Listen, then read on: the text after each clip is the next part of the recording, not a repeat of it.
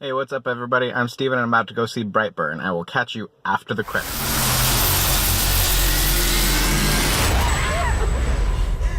Whatever you've done, I know there is good in you. So I just got back from seeing Brightburn, and I don't know if I like it. I also don't know if I don't like it.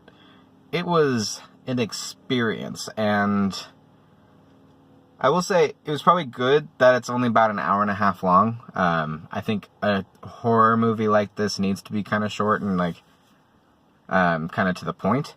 And the point is horror movie Superman. Basically, this is Superman's origin story, but basically tweaked to be like world dominating in the end. Like, this is what his end goal is world domination. But he's still a kid. So, like, it doesn't get, like... This is a really, really bizarre... I don't feel like spoilers are too much of an issue for this movie. Like,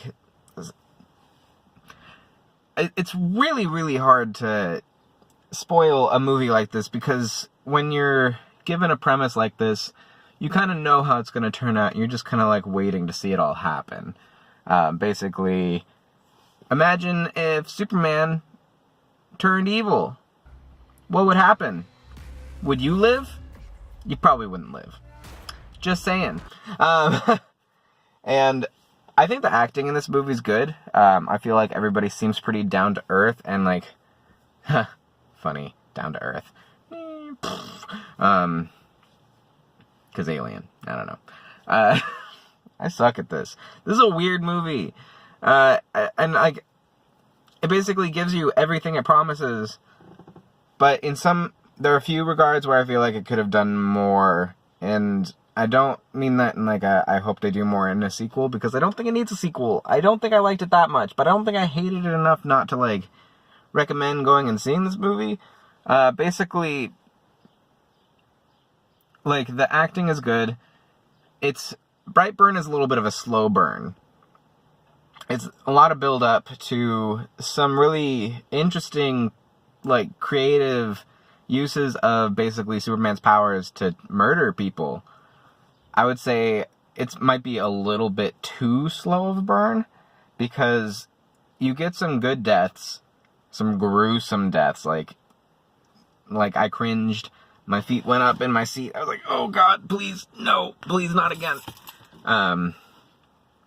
But beyond that, I feel like this movie, while being in Kansas, I feel like it deserves a little bit bigger. I think it needed some more deaths, honestly.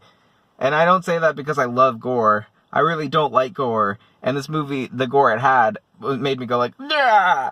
And I've watched Game of Thrones, which actually, on a rewatch, wasn't as gory as I thought, and the gore isn't as realistic as I remembered. But still, I've watched plenty of slasher movies, but slasher movies tend to have, like, almost a lightheartedness to them. Especially, like, the later Friday the 13th and Nightmare on Elm Street. The early ones are a little gruesome and grim, but they're in the 80s, so, like, they're not hard to watch anymore. I don't watch a lot of modern horror movies, but I've been seeing a few in the last couple years. Like, I saw A Quiet Place. I just saw Pet Sematary on this show. I watched, what was it? It. And I'm gonna probably go see It Part 2 when it comes out. So it's not like I'm opposed to seeing horror movies. I just don't go out of my way to see a lot of them. And this being, I believe, I don't know if it was written or produced by James Gunn. I know it wasn't directed by him. But I feel like there's some good James Gunn influence in here, where you look at it and you're like, yeah, that's a twist on a superhero movie. Like Guardians of the Galaxy was obviously a twist on a superhero movie, but like a fun twist, and just to like keep things fresh, because you had to with a team like that. It was weird. With this one, I feel like it's almost a satire to some extent of all the superhero movies that have come out. You see the superhero movies being good, like making the mistakes they can, or the mistakes they make, they tend to fix, things like that. This movie, the person who would be the superhero just ends up being a supervillain in this world where there are no superheroes. And it goes crazy. It has some dark comedy aspects to it, and I think that makes it kind of fun. No, no, no! There's a lot of times where I'm just like, oh, you're dead, son? Because, like, you're just, like, there's no way. I will say some of the stuff you see in the trailers is not really, like, in the movie itself. So, I feel like in some ways it's a little deceiving. Like I said, I feel like this movie could have had more in it. And I didn't mean that in like the runtime should be longer. I just think it could be a little bit less of a slow burn and have a little bit more going on. That being said, there's some stuff in the credits, but there's no after credit sequence. I'm probably going to call this a short review. Number score. Like I said, I don't know how to feel about it. I would say I'm glad I saw it. I'm going to give this movie like a 6 because what I got was cool, but it just left me wishing there was more in that runtime.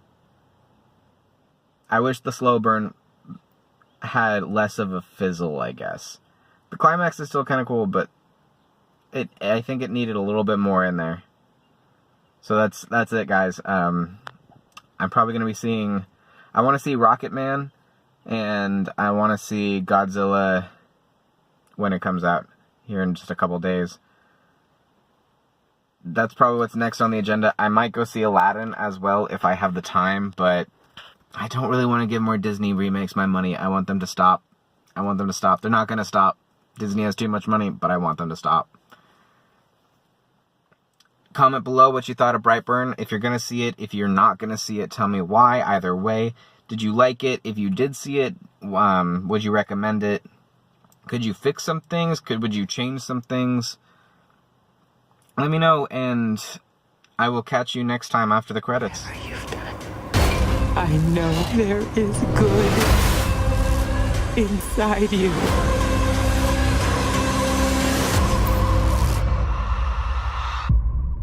Tori! You're safe now.